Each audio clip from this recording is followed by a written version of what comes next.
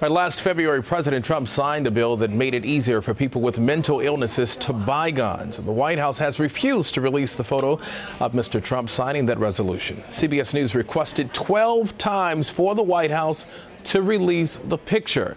Back in April of 2017, Press Secretary Sarah Huckabee Sanders responded with a note that read only, "We don't plan to release the picture at this time." A White House photographer confirmed to CBS News that photos of the bill signing do exist. Now, the White House, however, is not subject to the Freedom of Information Act and is not required to release the photo.